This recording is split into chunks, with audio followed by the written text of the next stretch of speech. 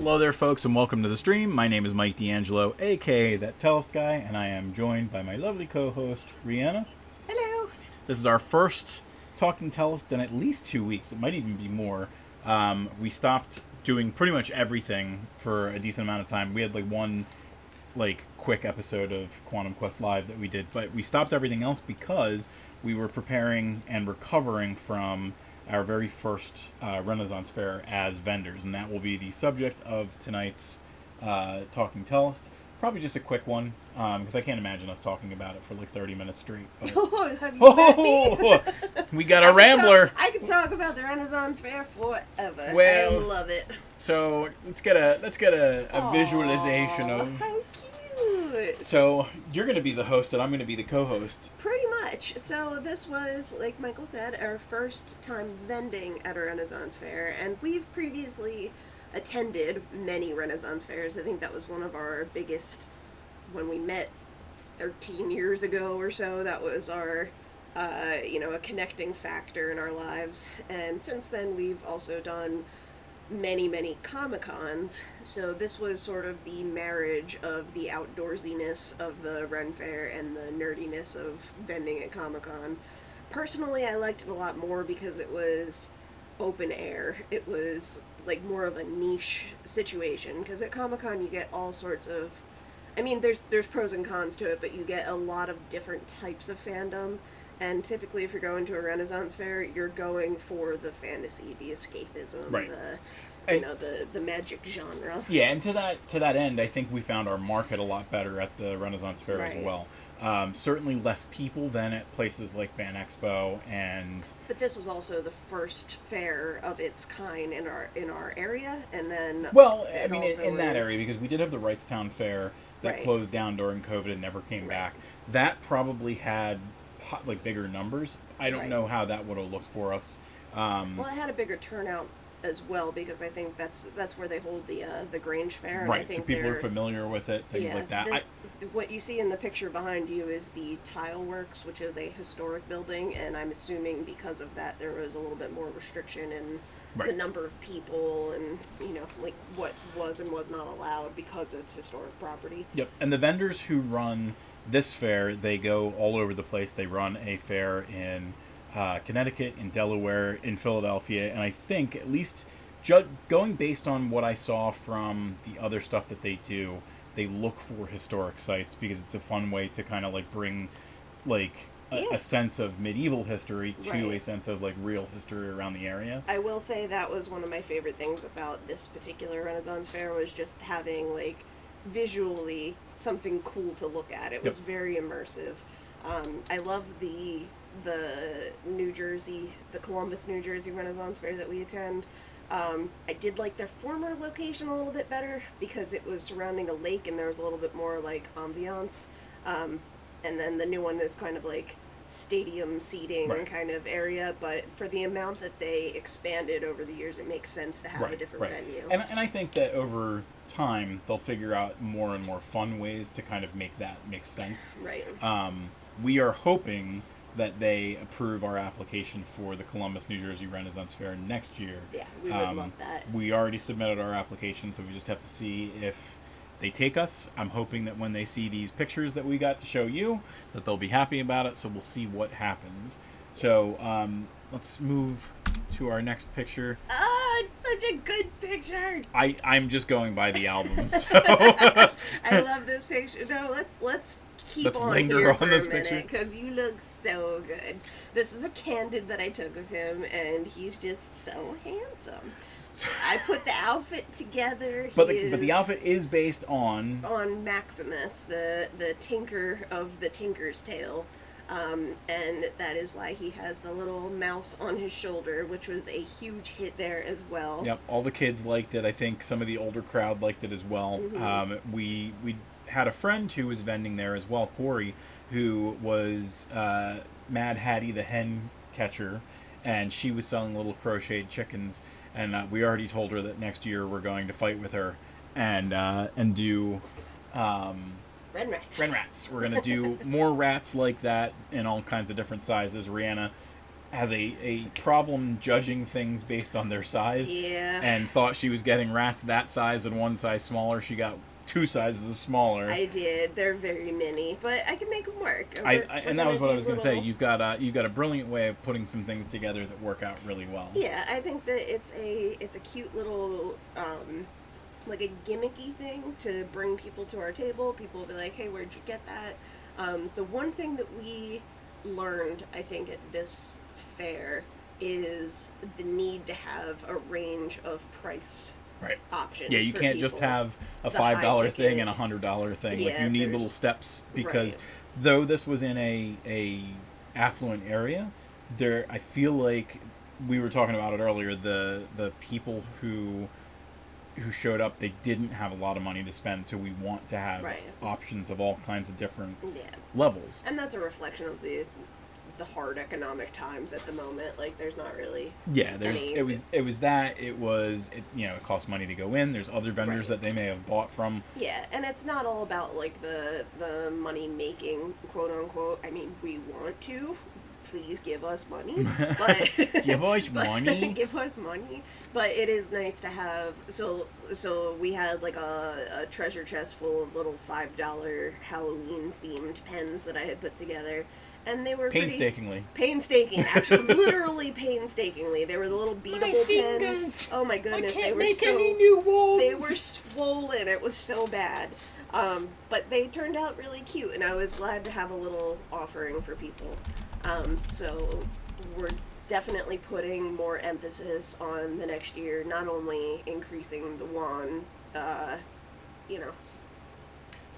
genre, but also like the different price points for other things. Pickledorf just said he's watching Umbrella Academy, but he loves us. We will talk a little bit more about him as his pictures show up. But, I also wanted to say the costume ended up being very functional as well, because that is a real workman's apron. Yeah. So we had the business cards in there. We could have certainly planned things a little better. I could have had pens and stuff like that.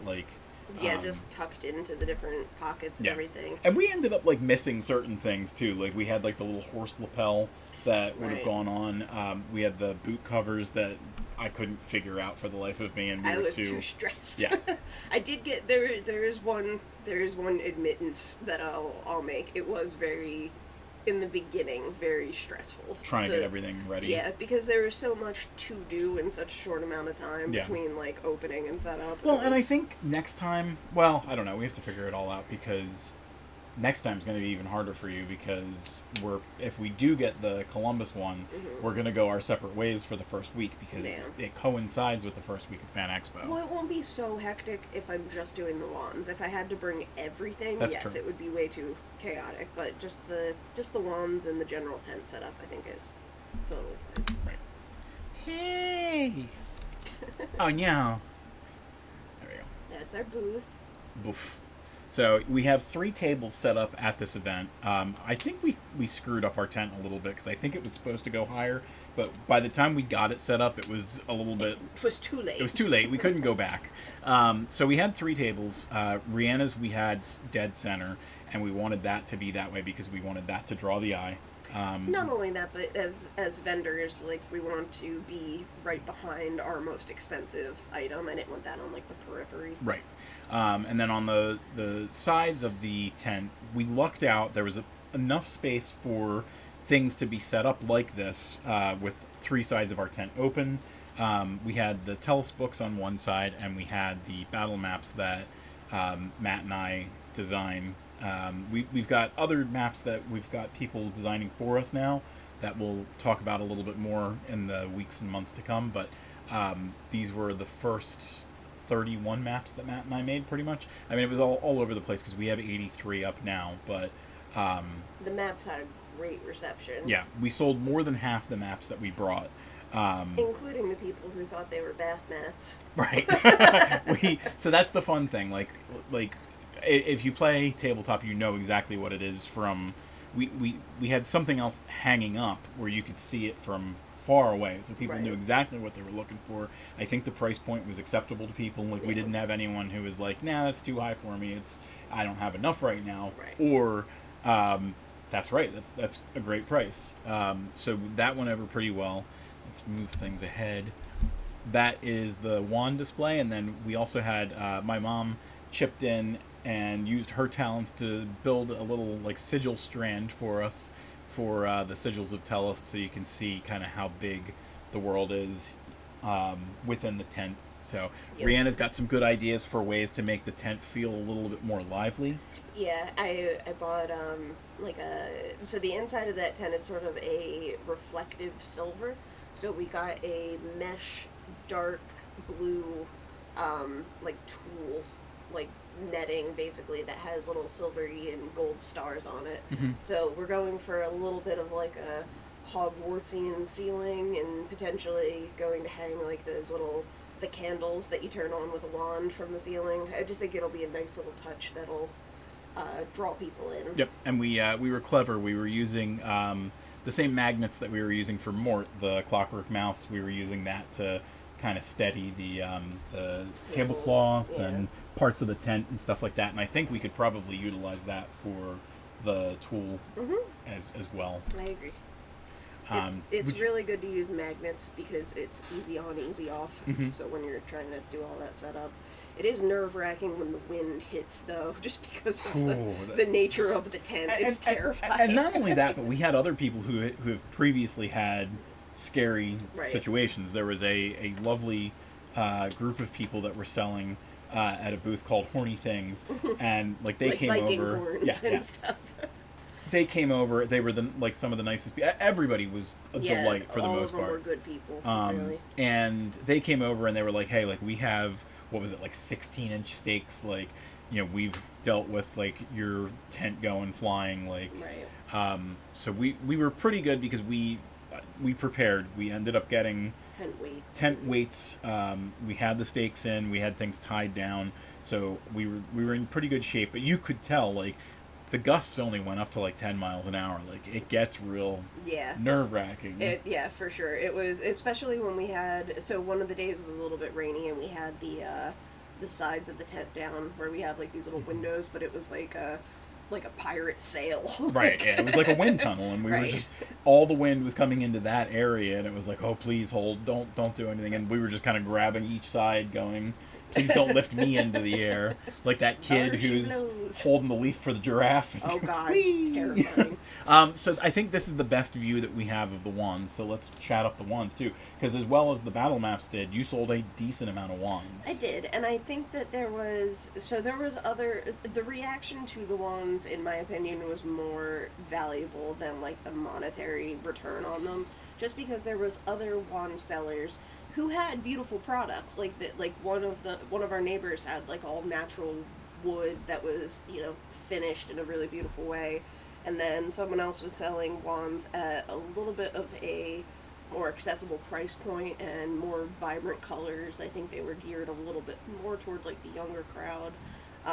But mine are unique. They're sculptures on a stick. They one of a kind. One of a kind. They feature, you know, all natural variety of gemstones and, you know, various rare minerals, which is why some of the prices have a little bit of like that initial shock value because they're like, oh my God.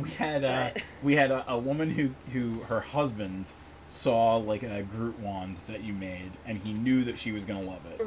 And when she came to see it, her eyes flashed twice. Once when she saw Groot and like realized how amazing he looked, and the second when she saw the price and she was like, oh no, I can't do that. And that's one of those things where I like I do want the money back for the time and effort that I put into the wands, as any artist does, but it's more valuable to me to know that something is going to the proper home. Right.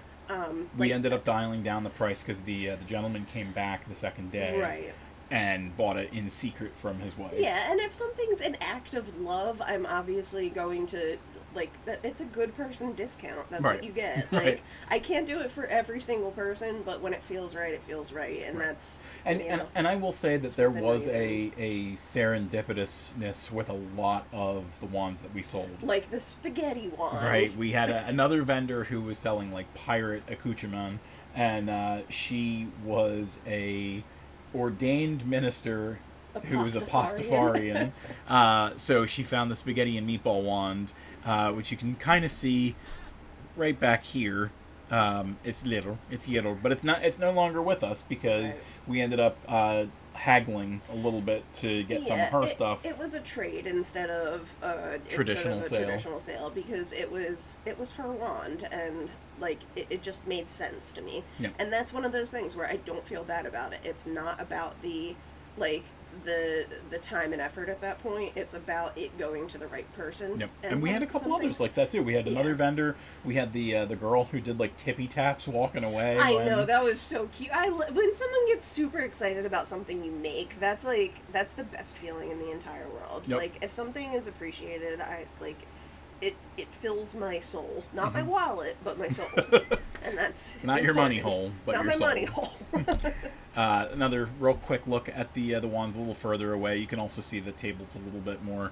You can see the little apparatus that we used back there on the one side with the maps. We had the maps on the table that connected because when I developed my maps, I developed them in a zone, and then we had the maps on the rack that were hanging that were one-offs. Right. And I am glad that we had the hanging rack because it was sort of like a banner for people to see from a distance. Absolutely. Just a big look overall at our tent. Adorable. We had a 10 by 10 tent. The tablecloths and everything we've had for our conventions, so we didn't do anything crazy there. The tent itself is just a quick tent pop-up. It's super easy to set up. Super duper easy. Yeah. And then the topper is worth the investment. The topper is a beautiful topper that we got from Covering Up Historically, who you can find on Facebook. We just told them, hey, like our table colors are going to be green and blue, and they put that together for us. We ended up getting it last year, and then finally cause able to use it. Yeah. And we did like the test for this and everything, and like had a very good feeling about it and everything like that. Obviously, the quick tent is a little bit not medieval, but still like you can cover up in ways that it feels good. If they were really like hard up on like, hey, it needs to look more whatever, we'd also bought fabric so we could cover up the arms. And it wasn't inconsistent with what other people had there, No. so it didn't feel out of place at all. Right. But I also want to, just because like this view is here, some of our we'll save this for the end, but some of our tips for next year are going to be to increase our signage because there's like it does say Weird Witch wands, but we should have the Tellest brand bigger, like on the sides, like more of like books. And you can put posts in the ground. You can put like tapestries books, and stuff like that. Battle maps and wands, like real big, somewhere. Yes, Not a picture of us. I was so delighted to get rid of that beard that I almost did it the night of, but I was just too worn out. But the day after that sucker was gone. Getting cute. So we had a lovely helper this weekend. He's watching Umbrella Academy. He might not hear this. So Matt is one of the designers of the maps. He's been a big help for Tellest for as many years as he's been able to move around in his own vehicle and stuff like that. And he was there with us every day.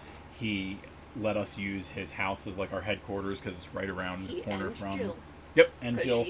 She has the veto power as the wife. She has the veto power, and she has the baby cooking. Right, and that makes her doubly correct and worthy of making rules. And not only was Jill like, hey, yeah, like whatever you guys need, but she was also lifting boxes too. Like it wasn't like there was no heavy boxes or anything like that, and like we had her picking up like seat cushions. Yes, but she was very much helpful, and she also came to visit us, and that was really cool. Yep, she came with one of Matt's neighbors. They brought the neighbor's niece. It was we felt very supported by our team because just about every member of our team, they were all here. Yep.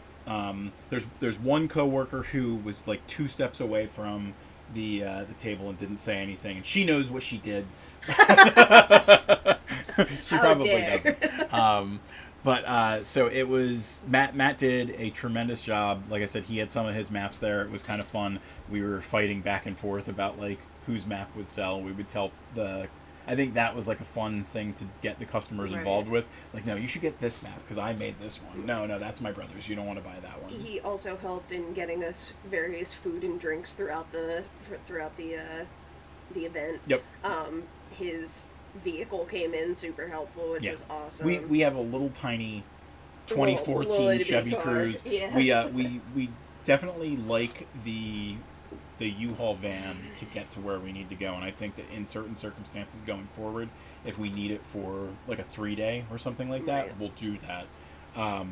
But I also want to add, it was very nice for Matt to assist, like, muscle power wise. And I think at one point when you guys were going up and down the basement stairs and unloading the car, I mentioned to Jill, I was like, you know, like, sometimes I see Matt running around and I'm like, to be young again, and I remember I'm a year older than him. Yep. You are a lemon. 70 at heart and in the knees. You are very much a lemon. I love you, but a lemon. It's true. Huh? I have mental capacities. Yeah, the mental capacity was Michael is drinking water. I'm going to ignore speaking. I like a comfortable silence. It is not good for me to be a co-host on these things. This is why you do them more so than I do. I'm not a natural-born speaker. I don't have the voice for it. He does. He sounds pretty. He's very pretty. Mm-hmm. Matt was a huge helper. Thank you, Matt. Thank you, Matthew. The books did pretty well, too. They, of all the things that we had, probably the slowest seller. I mean, we sold like 20 books, which is technically more than the maps that we sold. Right. And I was kind of hoping that we were going to get a little bit more momentum with the books because we were at a Ren Faire. But I also think we need to do better with our signage and with our explaining of like what they're looking at, because we always have the same issue, which is where do I start or what do I do? Right. I think if we play more of make it more interactive, like have a wheel of like what are you like where do you want to begin? I think that would help. I think once we have the trilogies done, it'll be a little cleaner because I'm not even going to have the books separately. It'll just be the trilogies. That'll help a lot. But we did have some people get the books, and a couple people got the children's book. I was hoping for a little bit more of like a bigger response to the children's book because there were a lot of kids that showed up. Right, and I think it was just they got excited by the pens, they got excited by the wands. Right, so they were a little bit distracted. But I mean, we did get some people. Also, one of the ideas for next year is to get some of the Tellest art on tote bags, and I think that'll probably help with our sales in general because, like, a lot of the people were struggling to carry around little plastic bags here and there. The only problem is our print partner, and we don't have to use the same print partner for everything. The print partner only does 15-inch totes, which are not huge. Yeah, I think we can look into various options, or to explore another type of product. Maybe it's not a tote, maybe it's a drawstring bag or something. I don't know. Yeah, there's definitely opportunities out there. Yeah, a vessel for carrying items would be ideal, because even the map, someone might have been more like, oh, I don't want to carry around 3 of these, but if they have a nice bag to carry their crap in, maybe they will. Right. Not crap, but you know what I mean. Lovely crap. Well, all the lovely crap. Pickledorf say. Pickledorf said, finish the Lost Valley as well. Very nice. Matt was working on a map for... We have an upcoming Kickstarter that's going to go live on October 15th, and Matt needs to give me 5 more maps. So we're very excited. The map that he was working on is spectacular. Is that the one you showed me? Yeah. I really like your use of color. Yep. It was really, really nice. And I imagine that when that goes on one of these maps, it's going to be one of the things that people go crazy about. Absolutely. And the maps that you have for sale are so vivid. Like, it even, to me, the physical version of it looks even better than what is on the computer screen. Yep. Somehow it just translates to we are lucky in that, like, the things that we do are very magical. Like, your wands, when they're in a box, somehow they weigh less than nothing. The mats really do, like, when people come and see them, they are, like, impressed by them.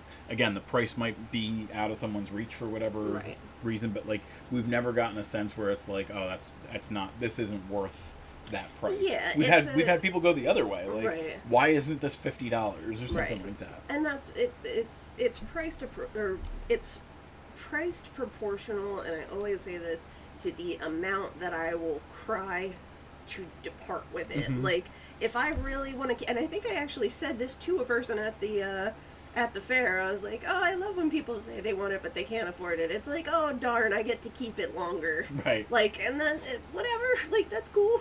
I will say this about the mats as well. You had previously said that you want to get the other artwork as well. Like, obviously the maps are great because that's one of the big things that we've seen go very well for us at these events. But we have tons of Tellest art that looks great, regardless of whether or not you're familiar with the... True, and that it's specific artwork, because like the cover of The April's Fools is cool, but it's not going to speak to general fantasy fans to the extent that they would want a poster of it. Right. But we have like Dragons the floating and- islands, the dragons, the underwater pictures, like just very visually stunning pieces that someone would absolutely be like, I need that as a, Right. At my place of work. So, to go into this a little bit more, we've said during this stream that we need to get more mats, more battle maps, that we're going to do the Ren Rats. There's other things that you're developing because you've got the Bosom Buddies, which are little clay jewelry that you're going to make. There's Specifically designed for the abundance of cleavage found at a Renaissance fair, Right. with the bustiers and whatnot. Right. And the intention is to make them like fun and Whimsical, yeah. quirky. Like, I have the idea of a little little monster with like a bunch of eyes holding up a little sign that says "Eyes up here." Yep. Like, for the bosom, and I think that's hilarious and cute. Yep. And but that brings me to the point that as much space as 10 by 10 feet is, it's really not a lot of space. And we were already talking. Right. This next fair that we do will probably be another 10 by 10, but I think we're probably going to outgrow that. And I agree. I think that it is very likely that we'll outgrow the space, but we also have to, understand that we do not have a lot of support right now that's consistent with doing a bunch of conventions in the near future. As helpful as Matt was, he has other obligations. Has other obligations cooking right now, Yeah. and understandably so. Right. And I just want to be responsible, because like I can't man a 20 by 20 tent Right. by myself, and neither can you really. Right. Because there are times when it gets very hectic. Like, for some reason, multiple people gather all at once, and multiple transactions are happening at once. Matt was talking about how like he had like the fun adrenaline rush when that happened, and I was Right. like, we've only got one card reader, Right. we've only got it is Yeah, stressful in some ways. It gets stressful, and at the very least, if there's a 10 by 10, like a smaller capacity, you've got a limit to how many people can actually fit in your space. Your so mom it's would not be gonna- like, if your mom goes and you get busy when I'm not there, Yeah. and I will address your comment in a second, Kev. Your mom would be like, can you form a line? I know you all want to buy something, but I know. Well, my mom has no problem talking. No, she would just be like, "Yo, get in line." I don't know that she's going to be helpful, but it'll be funny. So Kev brings up another point. One of the things that we didn't have that we've had missing at the last two events that we've done is the posters. The posters are our best return on investment item, and we didn't really have space to run it at Right. Lehigh. We probably could have figured something out, but at least at this next one at the Ag Hall, we're going to be able to have a lot more space, so we can Right. play with it there. We've still got 3 tables. We'll definitely be able to play with that a little bit more. And the posters are another thing that we talked about organizing a little bit better and making it more accessible to people to be able to browse through what they Right. want and identify what they want for Right. the. And part of the issue take with the home. Renaissance Fair, too, is how do you do that at a Renaissance Fair that's outdoor, where you've got the wind, where you've got the elements, Yeah. things like that. So it is a little bit of a struggle. You do have, like they tell you at conventions, like, all right, you're only allowed to go like 8 feet up, but like every single time you see people who Oh, are yeah. 16 feet in the Yeah, air with their of poster course. displays and everything like that. Right. And that's what... Well, they don't want things to fall over and hurt people. I'm Right. pretty sure that's their need for the restriction. Right. But, like, so another thing with the wands and how we have them displayed, the signage and stuff, we are going to... Wait, go back. Oh, God! Wait, I have to mention, that chair is a fucking life... Oh, sorry. You are my going bad, to be my bad. banned from... Freaking lifesaver. Just invest in those cushions. Let me go I'm over here and say sorry. no children allowed on this thing. Sorry. Content classification, wife curses a lot. Listen, I am a potty mouth. I can't... Who happened? Dark Nightmare says we have to drink water. Oh, I'm sorry. Drink some water. Okay, I'll drink the water. Jeez. Pretty sure that's just for you. It doesn't apply to Oh, me. it definitely applies to you. They said, yes, you do. Oh, man. All right, fine. They said, I did it. you got to get the salty taste of curse words out of your mouth. I did it. So anyway, as she was saying, those cushions are life-saving. They really are. It probably wasn't as necessary at the Renaissance Fair because you're on softer ground and everything like that. But she said, well, I didn't say that. Or they said, well, I didn't say that.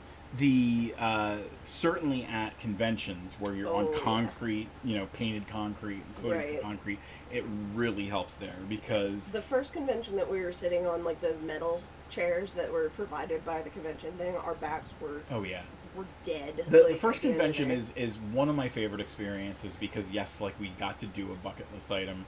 But I'm also reminded of that first Saturday night where we went just to didn't talk throughout an entire dinner, which has never happened since. It never happened before. Right. Yeah, We are doing very good. We're doing very good. Very good. It's been a happy couple of weeks. It has. We feel very proud of the Renaissance Fair. That was another bucket list item for us. We've been that was like our level up of the next phase in our Yep, we were talking about projects. it forever, and I think we probably would have done the Renaissance Fair earlier had Columbus not gone to 4 weeks, because that is a little scary, that's a little daunting. It's a big commitment, and at the time we weren't really sure what our inventory would look like. Yeah, I mean, we didn't know. we've expanded tremendously, because at the time it was just books and wands. So Dark Nightmare says that they went to their first one last year, and it was so fun. So we've gone to them for like one a year since we met, so it's been at least 13 at this mainstay. point. But this was our first time Vending, and that was such a good experience. A really, really fun time. And I'm happy it was a good experience because the people were good people. Like, I used to go to the Philadelphia Folk Festival, like camping for, 3 straight days and just having like a hippie good time back in the day. And this was sort of like, it was along those lines but more magical. Like magic hippies. Yep. Magic hippie nerds. We love it. We're gonna have to talk about more stuff that's not on the screen at some point as well. So, but let's talk about your attire, because you had you came with multiple outfits. I wore the same outfit the entire time. Right. Matt was great as well, making sure that I had clean pants every day. Yeah. Thank you for doing laundry. But my outfit, I was basically the mascot for the Tellest brand, because the business cards have Maximus on them and everything like that. You wore a different magical outfit every day. I did. I wanted to make sure that there was like a variety of whimsical items on display, because I also am a big fan of like different types of jewelry. I love like the floral look. And we also have to, like, we were talking about the Bosom Buddies, we were talking about the Ren Rats. You also you've made these lovely...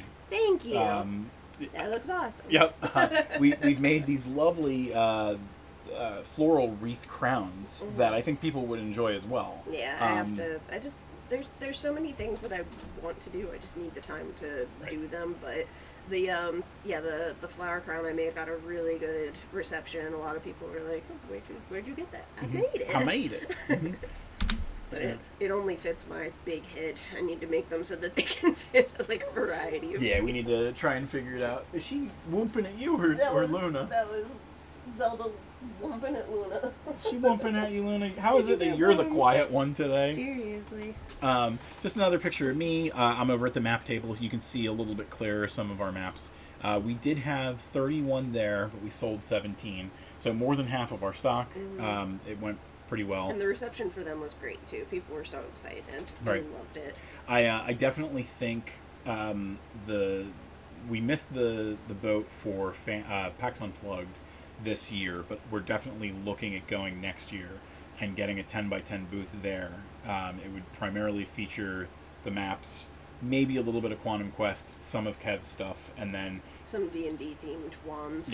Yep. So, and we have to figure it out because the booth at a con is very different than the 10 by 10 space that you have at a Ren Fair. Right. Because you can do things a little bit differently at a Ren Fair because you do have like all that side space open Right. and stuff like that. Kev says Trey and Alms want to sell at the Ren Fair next year, so on top of all the other projects, I'm planning that out. Yeah, it's going to be fun trying to see how your kids do that vending the first time because Child labor, yay! we definitely had. I mean, they had the Buccaneers at this Renaissance Fair, and they were children that were relatives of people who ran booths at the fair and everything like that. They were lovely. They were walking around with like wagons full of water and chips and stuff like that. Definitely, like if you are going to do work at a fair where kids are like volunteering to help out, make sure you tip them. Make sure that you like if you have kind of like small items that you can help make it fun for them. Right. They were doing an awesome job. We're very appreciative of them. And then there was other kids who were helping their family members sell and things like that too. It was I definitely think it can be like a family event, and it's something that can bring a family together and in doing something fun. Tear them apart. No, it'll be fun. Like we said, it's just full of good people there. Mm-hmm. Another picture of us. And there's the first trio picture. So we've got. Is the picture of Matt not delightful on this album? Correct. We had a sour Matt in the one picture. I sent that to Jill separately so that she has a record. But yeah, he looked like Uncle Dougal. I do want to say, as much as I don't like wearing a beard for its feel, I think that it was very authentic to the look of everything. Absolutely. So it helped with the whimsical aesthetic of everything. And the nice thing is it takes me 2 weeks to get it ready. Right. And I like you scruffy every once in a while. At some point, I am going to try the dyed black look just to see how it looks. He wants to dye his beard. I mean, if you're gonna dye something, do the beard because you can get rid of it very easily. But I like your salt and pepper disc. I'm sure you do. Yeah. Better picture of the books. We had 22 books on display. I believe so. Not including the children's book, maybe? Mm-hmm. I don't know. There was a lot of books. So, like Rihanna said, it is very difficult to... It's daunting when you have all of this. And I want to work with... So we have the bookshelf, and I think that we can utilize that... Excuse me. It's hard to utilize that at a outdoor place that doesn't have like flat flooring because we don't want it to obviously topple over. But when we're at cons, we can utilize that to kind of take the bulk of this stuff away, and we're not digging under the table for our stores and everything. Yeah. There's a convention that we were told about in Lehigh. Kev, I'll talk about your beard in a second. We were told about what is it, FairyCon or MythicCon? MythicCon. So in MythicCon, Gettysburg. and that I feel like would be a good one to try out with the books as well, because I feel like that again is kind of like an indoor Renaissance fair. So it would be fun to see how that goes, and there's all kinds of different ways to do things, and I definitely think that maybe the idea shouldn't be to throw all 20 books on the table, and that might be pick your top 10 or something. And I think that might be one of the reasons that like once we do like start to wrap up more trilogies, it makes sense to get rid of the singular books as part of those series. And I think we also there's a consistent look to all the books, but I think that when we make the trilogies, they'll have the similar style as the Ancestral Magic trilogy, where you have like the characters kind of featured on the cover. We might do like some kind of special edition that has a more Game of Thronesy like item on the front as well, because they all appeal to different kinds of readers. So we want to play with it and figure out how it goes. Yeah, I think when I finally finish the Whispers of the Weirdwood, we're gonna play with the cover being more to market like consistent with the ones that are more popular at Yep. the time, whatever that looks like. Just to see what happens for that as like a Little- tabletop book. Little A/B test. Yeah, that being said, I love the artwork for Tellest. I love the vibrant, magical, whimsical vibe, and I hope other people do too. Yep. It's kind of frustrating that the predominant covers are like a solid background with a little bit of like filigree on it, and then the words real big. Right. Like, give me some art for goodness sake. Yeah, the fun thing is, I'll give up on the Tellest books the same year that, like, that style comes in. Don't do that. Kev says that next year he is going to experiment with his beard. I think Kev has the kind of face and, like, hair, like, setup that would look good with Viking braids. Like the Yeah, little... I was thinking the same thing when you said that, like a long wizard beard. Kev says, think Pierce. What happened? So,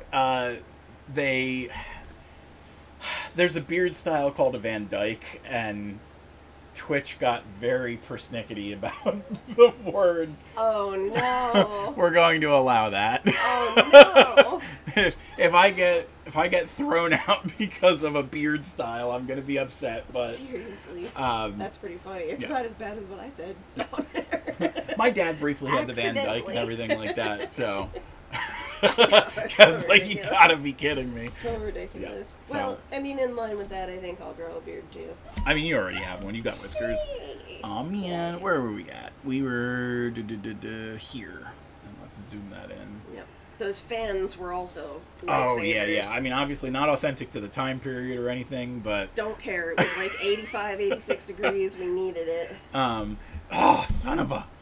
Why Ah, you you to me? almost messed up.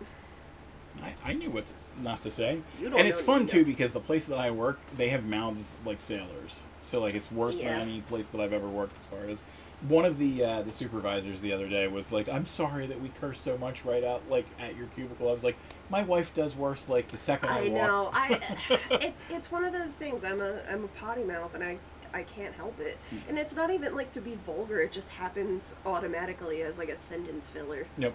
Like and Yep. It just happens. So anyway, the fans, they are wireless rechargeable fans. Mhm. They lasted the entire day, both days. Right. They came close to running out, and it was a 7-hour event. If it was like a longer, like Renaissance Fair, it Yeah. probably would have been more of a But struggle. like to their credit, we had them on pretty much high the entire time, so I was very happy with that purchase. We should put together like an Amazon list of Like a fair wish list for essentials, people who yeah. could see the list. Yeah, and- I think that would be valuable. Maybe I'll add that somewhere. So we also have, you can see better here than I think anywhere else, we had the Quantum Quest games and the books here Right. as well. Like I mentioned earlier, 10 by 10 sounds like a lot of space. And it probably is if you're only selling one item. But Right. because we're so varied at this point, it really is. Kev said that they used to apologize to him too when they were at Furlong. And then he realized he was worse than them. Yeah, it's one of them things. This is when... How cute This is he when it is. wasn't a candid and I knew you were Uh-huh. looking. See, that's why you need a bosom buddy. That's why I need a bosom buddy. You look so lonely in that picture. I like it. It looks like if I made it like a sepia tone, it would be in like an old timey Sepia locket. or sepia? I don't know. I'm gonna say sepia. Amethyst? Oh, stop it. Speaking of, the necklace that I'm wearing, that is a lavender moon quartz necklace. It's a very rare crystal that only exists, I think, in one cave in Brazil. It's here, not down here. Right, eyes Here. up here. Right on my sunburn, as you can see. But I think that it was, like, to be completely honest, the reason I changed outfits every single day was because I needed the outfit to go with my necklace. Whatever you were And I wearing. just bought more necklaces today. I love my crystals. Here is a really good look at what we had going on the second day when it was raining. Yeah, when there was some drizzles, we obviously had to switch some things around. And I like this setup too.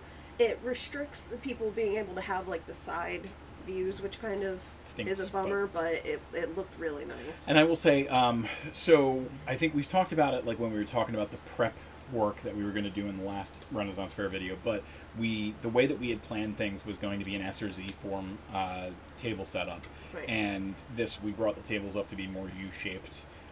You lose a little bit of real estate when you do it this way. I mean, you lose it either way. But and I also say we did not have the maps out there when it was raining. Right. Yeah, we brought them bring in it for in. that. If it was like the tiniest drizzle, we made sure that like, all right, we're gonna bring it in. So. Right. Just another shot where you thought you were gonna get something and you got something completely different. Another picture with me on the maps. I take a lot of pictures of him. He's So cute. my shoes kind of look Renaissance-y. I mean, they match the apron. Right. To be honest. We were gonna have little like boot things that covered them, but I think my legs were too big for them. I think we got. So we mentioned earlier, Rihanna has a very hard time picking out sizes of things online. So I don't have a concept of like, this is 4 centimeters. That's a perfect chair for a living room. the rat that she thought she was gonna get was like half the size of this rat. You mentioned it already. No. But the smaller size, you see this tiny little button that I have here, or a zipper that I have? That's the size of the smaller rats that you got. Listen, I have other skills. Kev said what I saw earlier, R.I.P. James Earl Jones. Now everybody's daddy is dead. I know. Very, that is so sad. Very sad thing. I mean, he made it to 93, so I am happy that, he lived a good long life, and he retired on his own terms and everything like that, so. But it is going to be weird, didn't he sell his voice to... Yes, he did. Like, I think he's one of the only people who's like, yeah, go ahead, AI my voice. Like, that's so weird. Another picture of me being goofy. Adorable. The coolest service dog ever. Foxglove was his name. Yep. It was Foxy. It was just a very, very cute doggy, and he just looked too cool. I asked for to take a photo, and they were more than willing to allow their doggy to be the subject matter, so I was very happy. Did they tell you why the goggles? Because he's always running into like the bushes and stuff or something? I don't recall. Just need to protect the silly eyes. I was distracted by the adorableness by of the doggy. cuteness. Yep. It's not often you get to pet a service dog, but she gave him the free command and let... You had the second service dog that you got to pet that day too, and we also got to pet... What was the greyhound's name? Waffles. Waffles and is adorable. PJ, right? Yep, I loved it. And between them and my 2 nephews, Reggie and Cooper, and then it was a very dog-filled weekend. And then their neighbor dog, Archer. Mirabelle. And I didn't get to. Because Mirabelle was a little wussy. Yeah, she's a little shy, but like Archer's my best friend forever, and I just love petting dogs is the best. Outfit number 3? This was the third one? Yeah, that was the third day. I had to wear my witch hat. And your witch hat is functional as well, because you can see the wand that's got like a little holster in the hat. So. Yep. I like to be like... So I have generally like a darker aesthetic. I like things that are a little more like gothy and deep, but I also love flowers. So I like to marry those two. Like I like the floral depressing. You're a happy goth. I'm a happy goth. A whimsigoth. Uh-huh. And I think nope, that's not the last one. That is the last one. Huzzah! This picture has a video that I just posted to TikTok. It's a little saucy. It was very funny. He's inappropriate in the best way. I'm always inappropriate. I know. So that was our Renaissance Fair adventure for this year. We obviously have a lot to look forward to. I hope that Columbus says yes. I feel like there's plenty of room at their fair for people additional with our vendors. stuff. As far as I can tell, there's people who sell D&D dice and D&D figures and stuff like that there, but there's no one selling battle maps. Right. And I would like to also just mention that I'm very happy with the seemingly increasing trend of Renaissance fairs becoming more mainstream. Yep. It used to be more of like a niche gathering of individuals, or like, oh, that's where those weirdos gather, but now it seems like it's a very commonplace event for people to do, like a sporting event. And you know what? It's also like, even if it wasn't, I think the big deal is it gives more people an excuse to cosplay. I think cosplay is becoming such a big thing. Yeah, and it's very, like, the Renaissance Fair as well as Comic-Con is a very inclusive space. Mm-hmm. You don't go there to have people heckle you or people, like judge you in any way, shape, or form. You don't typically see that at any kind of Renaissance Fair because you're among people who would absolutely shut that down immediately. Yep. Like, there's zero tolerance for bigotry or anything that would be antithetical to having an inclusive space. Yeah, I don't think that like that would have flown for a second at this place because it was very absolutely not. There is people of any kind of walk of life who right. is at this event. So yeah, and I think that's one of the most magical places about it. Like, you're going there for the escapism. You obviously should have the ability to be whoever and whatever you want to be. If you want to be a toad wizard, you be a toad wizard. You have fun with your life. Like, Fursona. There was some furries at the event. Like, go for it. Like, just be as long as you are having a good time and being respectful of everyone around you, you are so welcome there. Like, I just love that. I wish the world was a Renaissance Fair. How cool would it be to dress up and just, like, go to the grocery store? I hope more people wear capes. It'd be so much better. More people should wear capes. It's so versatile. So we're on our last picture here. Is there anything else that you want to talk about? You said that you could talk forever about the Renaissance Fair. And I think I have. We've been at it for a 53 minutes? Yeah, and this was supposed to be a short session. 30 minutes is usually what our Talking Tellest are, but this was a special episode. I bought some cool stuff. I bought some rocks. No, there was people selling some really beautiful, like, handcrafted leather stuff, and leatherworking is another thing that I would love to get into. Possibly starting with the wand holsters, obviously, because that makes the most sense. But a lot of the tools that I have for wand making and clay, this is my wizard staff. We just talked about being non-judgmental. He's judging me for holding the lamp. Not judgmental, curious. I'm curious why you're going to knock the lamp over. I'm not going to knock it over. It's giving me stability whilst I lean. Lemon. It's a wild thing.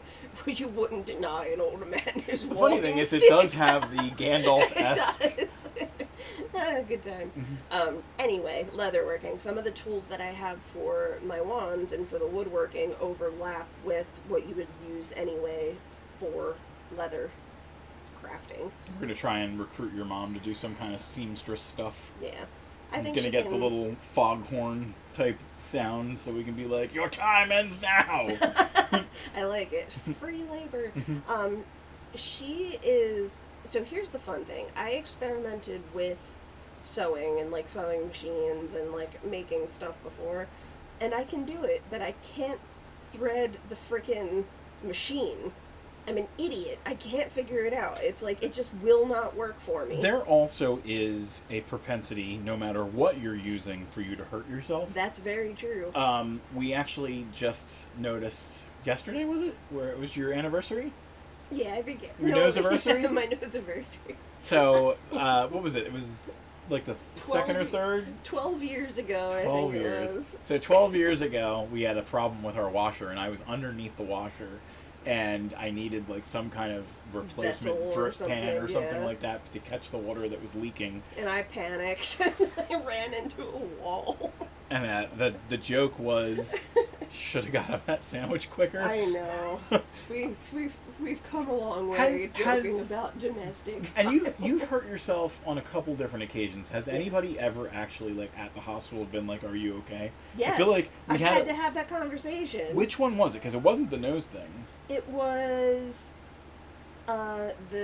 so when I went in before we knew if it was the kidney stones, that was one of the questions that they had, like the questionnaire that they had. Yeah. Because I was holding my abdomen, they were like, "What happened? Is he punching you in the stomach?" I'm like, and just to be clear, I think that these questions should be asked. Oh, like, yeah, absolutely. I'm not shaming anyone for having to have asked those questions. I was asked that as a child. I had a ballet injury because I was a fat ballerina and I landed wrong from like you like screwed up your femur or something, didn't you? My pelvis. Yeah. It was a pelvic bone, and the police were like, did you get thrown down the stairs? Like, this is such a weird thing. I was like, no, I'm a fat ballerina. What do you think's going to happen? But that was, I mean, they're doing their job. And to be fair, I am very accident prone. The running into the wall thing wasn't the worst thing I did to my nose, though. The lazy river incident was the worst. Just thing. not lazy enough. I know. I was too active, and I'm top heavy, as you can see from the photo, and I tumbled over in the Inner tube? Inner tube, yeah, and I was right by a jet, and the jet dragged me as I was upside down, and the bridge of my nose got the brunt of it. Do we still have a little bit? Yeah, and you can feel it under there. And that was a day ruined. It was, but this poor man was a while ahead of me, in the river, and I was like, Michael, you need to stop or something like that, and he turns around and he just his whole face was like, what? What happened? It's been 2 seconds. You know, how I teleport in the house? Yeah. I transformed into a bloody mess in 2 seconds. Your magic is way worse than mine. It was not fun. And then months later we had, later that month, 2 weeks later we went to Nebraska to celebrate something. Oh, and I bit my tongue with the same ferocity as I was biting into the meat. And that was the end of that meal. So luckily you haven't done anything that terrible since. Nah, those 2 items. Wood, knock on it. Knock on Zelda. God. She's an idiot. Oh, All right, I think we've gone off topic enough at this point. Let's wrap things up. Are you sure there's nothing else that you want to mention about the Renaissance Fair? It was fun. It was a fun. good time. I liked it. I had a lot of sunscreen and That's what we say in this house. The pork nachos. Oh, that was what it was. That was what I wanted to say. They were so good. Yeah, they had pork nachos that we ended up getting twice in a row because they were so good. Oh my god! You had the turkey leg. You had the beef rib. Yeah, the beef rib. I had But the pork nachos. The pork nachos were amazing. The guy that I went on, when I ordered the beef rib, it was a 2-pound rib, and he was like, do you know what this is? Do you know what you're into? Yeah, I'm like, do you know what I'm about, you're sir? You're that Ron Swanson in the Home Depot episode. I'm way more of an expert on this than you are. Settle down. Yep. And I asked for a aluminum foil. I ended up bringing home the turkey leg and the bone from the beef rib, and I made a beef broth. It was delicious. I do also want to real quick mention another Life Pro tip. Black licorice is really good for curbing your appetite. Your Remember, I had the 3 things of black licorice, right. The half of a Kit Kat, and then it was that for the rest of the day. I didn't eat anything until that night. I won't. That is the way to go about things if you need them. No, it's not. No, it's not. Also, Imodium. Imodium definitely helps to not do the other part. That came in clutch. All right, let's wrap things up. So, folks, on the screen right now, you're going to see all the places that you can find Tellest on the internet. Tellest.com is a great first place to start, but if you want, you can look at a couple of our premium sites as well. We have patreon.com/Tellest, where you can get map stuff on Mondays, Wednesdays, and Fridays, and then we do art posts on Tuesdays and Thursdays. We've got a lot of art partners now. Today was the first map that we partnered with That Nerdy Kev on. He does some delightful maps, considering he's still relatively new to it. And he gave us a really cool dragon and a lake map that you should check out on the Patreon page. We've got free versions up there too if you're not a subscriber to us or anything like that, so you can see just what kind of good work he put in. We've also got tellest.etsy.com, which is where you can go if you want to see some physical versions of our maps like the ones that we showed in the video. We have 83 maps up of that variety now. BattleMapFantasy.com will bring you to Drive-Thru RPG, where you can get the maps individually in digital form. They come with point of interest documents, all the variants. They're priced affordably, and then you can also get them in bundles. There's 2 TikTok channels that you should check out, at Weird Witch Wands, which is where Rihanna's magic wands can be found. You can find the wands that have sold. I think I was doing the look at it today, and you've done 71 sales across Live and Etsy. Oh, that's fun. So a decent amount of wands sold throughout the years. We've got TikTok.com/@TalesOfTellest. Still, by far, the most popular member of our family is Luna. She has, 7.1, or is it 7.2 now? 7.1 million views on the one video. 13,000 followers. 13,000 followers and rising. She's a star. She deserves to be famous more so than anyone I know. Yeah. And then she brings joy. We got the two stream channels. YouTube.com/@WorldOfTellest is where you can go when you want to check out these videos after Twitch knocks us off the channel. But Twitch.tv/ThatTellestGuy is the only place that you can come and talk to us live. Sock up some Quest coins so that you can join Quantum Quest live events in the future. And we've got some other cool stuff coming up once we get 10 more followers. So make sure that you come here and watch us Mondays, Tuesdays, Wednesdays, Thursdays at 7, except for 8 on Thursdays. And that'll wrap us up for the night. So I have 15,000 Quest coins. Woohoo! You're gonna be finding your favorite QQ player and giving them all the mana when we unlock that feature. That'll be fun. That'll be it for tonight. Thank you very much for coming by, and we'll miss you.